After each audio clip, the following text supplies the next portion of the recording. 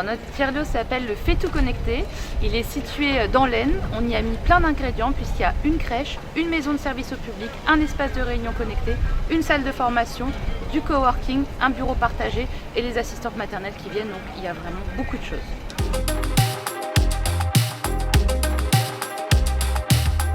En fait, les élus avaient racheté un ancien cabinet médical, ne sachant pas vraiment quoi en faire. Et lorsque j'ai pris mon poste, ils m'ont dit faites-nous une proposition de ce que pourrait devenir ce lieu. On a regardé un petit peu quels étaient les besoins, on a vu qu'il manquait des places pour les 0-3 ans et que du même temps, on n'avait aucun lieu numérique, ni même de lieu pour nos entrepreneurs. Et finalement, on a mis tout ça dans une cocotte, c'est le fait tout. J'ai emmené un peu mes élus partout en France pour qu'ils voient ce que pouvaient être les tiers-lieux. Ils ont été convaincus, ils sont revenus et on a lancé ça en quelques mois.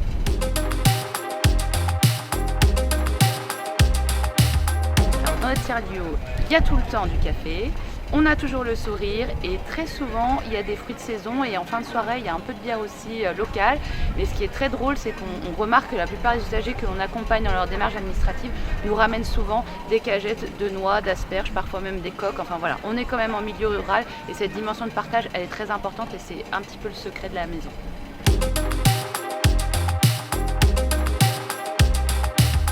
Ce que je trouve assez formidable dans ce conseil, c'est de pouvoir évidemment mutualiser notre bonne pratique et nos ingrédients magiques.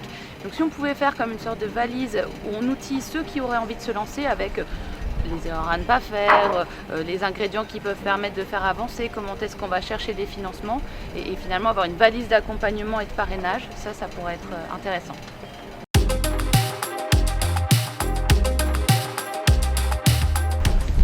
Disons que j'ai le sentiment que c'est quand même une formidable nouvelle que de voir différents ministères s'emparer de ces questions et proposer un fonds de soutien, un fonds d'amorçage pour nous accompagner. Je crois qu'ils ont mis en lumière toutes ces belles initiatives.